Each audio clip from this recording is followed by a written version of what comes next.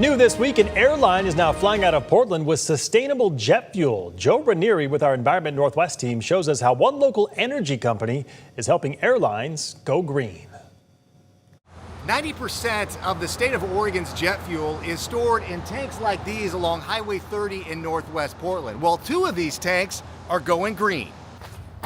Zenith Energy is hoping the Portland terminal is going to be filled with renewable energy. This is the first of its kind, and we think it's pretty special. And they already have plenty of room to fit sustainable aviation fuel. So this is an 80,000 barrel tank. And you have 2 of them, so you have 160,000. That's right. JT Hendricks is the terminal manager for Zenith Energy and says there's 2 parts to the fuel. You have your conventional jet, which is 50% of the blend, and the renewable feedstock, which is the blending component that we blend those 2 together, and that's how you get your finished SAF. PDX just got its first shipment of sustainable aviation fuel earlier this month. Port of Portland Chief Aviation Officer Dan Pippinger told us in a statement, "We're excited about this step toward bringing sustainable aviation fuel to PDX. It's a move that can help improve local air quality and cut down on greenhouse gas emissions, which is great news for our communities." Delta Airlines was the first commercial airline to use this type of fuel at PDX. We are very committed to sustainable aviation fuel. But the cost to keep jets in the air isn't cheap. Unfortunately, sustainable aviation fuel is still a very nascent technology, and there's a couple of different ways of making it, but they're all very nascent and all very expensive.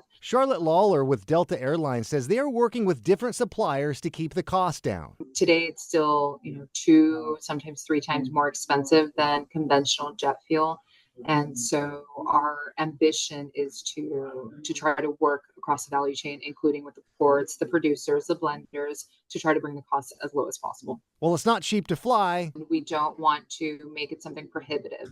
And so what we're really focused on right now is working with different partners across the value chain. Lawler and Delta Airlines are doing all they can to drive down the cost, at the same time moving toward a greener way to take to the sky. For Environment Northwest, Joe Ranieri.